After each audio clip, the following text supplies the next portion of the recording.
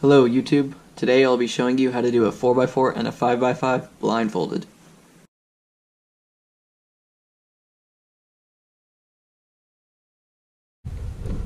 The first thing you have to know before you begin is your orientation. Now if you don't know your orientation, I suggest that you memorize that. Most people do know it, but for instance mine is yellow on top, blue on front, but with that I know everything that's behind it and the sides and on the bottom of that. So I know that orange is on the side, red's on the other, green's in the back, and yellow's on bottom. 4x4 blindfolded gets complex whenever you're memorizing everything, because if you don't know like the difference between where orange and red should be, that's when it starts to play into where you get parity, and it just makes it more confusing overall. Plus you would DNF.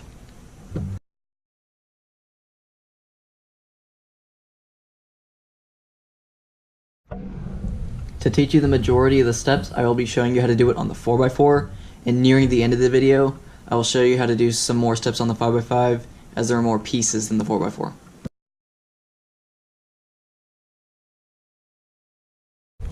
The first step to solving the 4x4 and the 5x5 blindfolded is centers. Centers are really the only thing that's different from solving a 3x3 blindfolded, and they're kind of confusing to learn at first, but once you can lock that in, they're not that difficult. The way solving centers works is you set up any piece on the cube, any center, to the target UFL, and the target being UBR. And the interchange, which means like after your setup move, you would do an interchange. For instance, on a 3x3, you would do a setup move like right here, and your interchange being M2, and you undo the setup move. The interchange for centers is pretty easy. It's just U2. With U2 being your interchange, if I wanted to execute this target right here, I would have to shoot it to this target. So I would pick this piece right here, because I know it's in the back, which is green. And if I wanted to set that up, I would just simply put this piece right here using small move. If you move any layer on the outside, it screws up your wings and your centers and corners. So if I wanted to execute this target right here, I know that if I moved this layer right here, small f, which my target would then be right there, if I bring that right there, did a small u and a small f prime, that piece just went to my target. Then I would do my interchange, U2, and then undo my setup moves. So F, small U prime, small F prime. So basically this is how the method works for everything on this layer. You need a little bit of intuition to solve centers. It's not that difficult. There are some cases that do require algorithms, some four movers, but we'll get to those in a minute.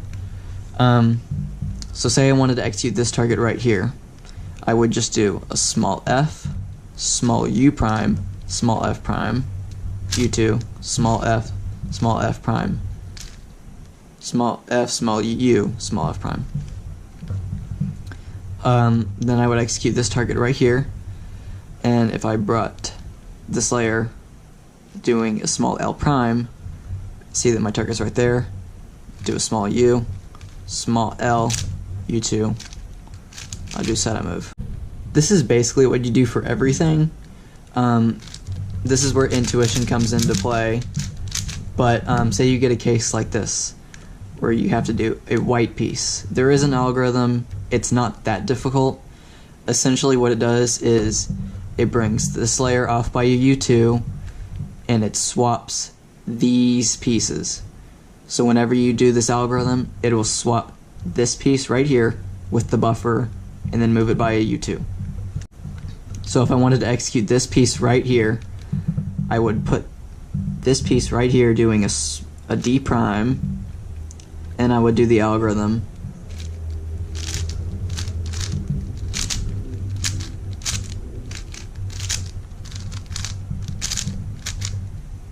Undo the setup move. But say I get this case right here. Well, I can't execute this target because that's already taken. So I have to either execute this piece or this piece. You can't just do a U prime or a U because then it's off by a weird amount of U moves. So there is an algorithm. It's pretty easy to swap these two pieces. It is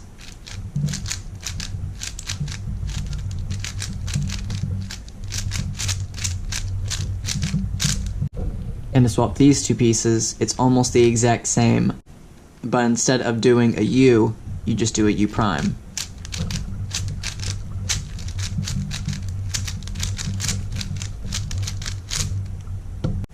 Now say I get a case at the end of the center execution where there's just one target.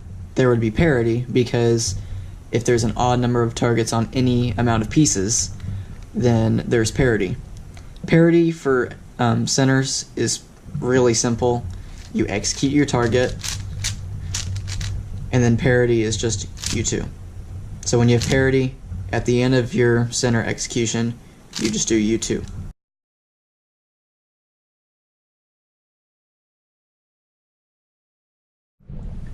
So corners on the 4x4 and 5x5 blindfolded are essentially the exact same as they would be on a 3x3. If you use Old Pachman, you just use the Y prime. If you use 3 style, you just use whatever you use.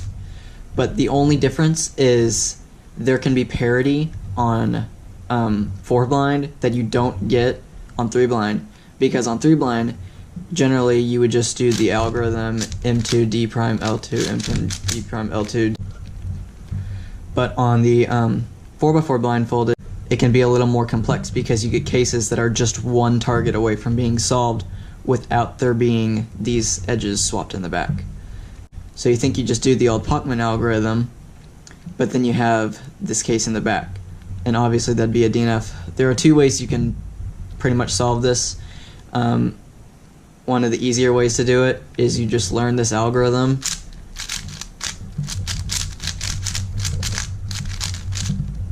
but the other way that you can do it is it's almost like you're doing a 4x4. You do a Y prime X rotation, L2F, and you set up into the PLL parity algorithm, and then you undo the set and move X prime Y.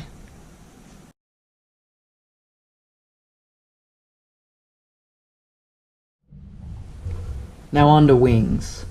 Wings are essentially the exact same as 3 blind using M2, but instead of using M2, you would just do small R2. There are a couple of cases that are different, but for here, you just bring it into the target, and then I do have to do a buffer swap. Then you execute right here. Okay, wings is where knowing your orientation really hits you hard, because if you don't know it, then it's going to be really hard to memorize, and it's going to take a lot of time. Because if you don't know where this goes, like I know that this goes to V, because I know my orientation so well. But if you didn't know, and you're just like, I don't know where this goes, then you would have to trace. And what tracing does is it essentially means you just move this piece in your mind to where it would go, which would be right here. And if I knew right there, okay, so if it goes right there, that's V. It's really not too complicated. It does take practice, and tracing is kind of handy when you're learning how to do it, but in the long run, it'll make you a lot slower. So say I needed to execute this piece, D, B, little l. Well, for 3x3, you would just do, M prime, U2, I prime. That doesn't work because that messes up your centers and a majority of your wings. So to execute this, essentially, you just put this piece right here into the B, U spot using an L, and then you just execute that target normally. And then undo your set and move L prime. say you needed to execute this piece right here. It's basically the same as executing this one right here, but instead of doing an L, you would do an L2 and execute this. Undo your setup move. And the last one right here, L prime. Undo setup move. So now when 4x4 wings get complicated is when you get parity. It's really not that hard. You just need to know, like, if you don't use letter pairs, it'll be extremely hard because you'll have to go back and count every single target. But if I executed this piece right here, then I executed this one, then I executed that one, well, that's 3 pieces. So an odd number means there's parity. And parity looks somewhat like this, where your centers are off and then your wings are just a little bit off. And parity is pretty easy because once you're done executing your last target, you do a small R2 so that your centers are completely aligned, and then you would bring this piece up to here using D prime, L prime, F, and then this algorithm.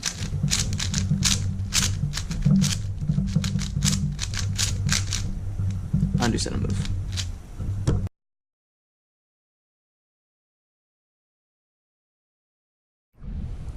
Now on to 5 blind. 5 blind is much more intimidating, and it's also much more impressive. It's not necessarily that much harder. There's only 2 different types of pieces more than 4 blind. Those pieces being midges and plus centers. So whenever I execute 5 blind, the first thing I would execute is the plus centers. And you do not have these on 4 blind. They're relatively similar, this being your buffer and this being your target, but there are some cases that are just a little bit more different. Like, I'll show you one right now. This case is a great example of how it can be different, because on 4 blind, you would just, if this was your target and this is where you're shooting, you would just bring this down. But you can't bring this layer down because that's not your target, and you can't bring this layer down because that's in the middle and that's not.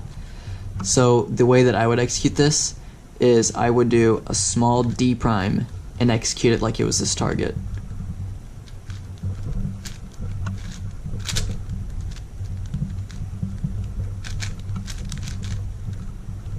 And then undo the setup move. There isn't another target like that. It's this one right here. This target, it's another one. You can't just bring it down like that. You have to move this out of the way, and then you execute it like it's that target. Undo setup move. So after I solve my centers, I would move on to midges. And this is exactly how you would do it on 3x3. So if I was going to execute that piece, I would do, but say I've executed 8 midges, and then I have to do my 9th one to finish. I'd execute my 9th, but then you have parity. The first step to parity is simple. It's the exact same algorithm as it would be on 3x3. But then after you do that, there's another part, because after you did that, it swapped not only these 2 edges, but it swapped these 4. So then you would execute corners. Now after you execute corners, you should have had an odd number of corner targets. And if you didn't, you screwed something up. But after you execute your corners, with there being an odd number of targets, if you had parity, so if you had edge parity or midge parity, then you have corner parity, which means you just swap these 2 pieces with these 2, and it's the exact same alg that I taught on 4x4 blind.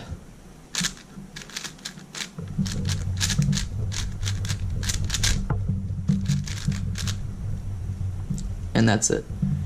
And then you do wings, and there you have it.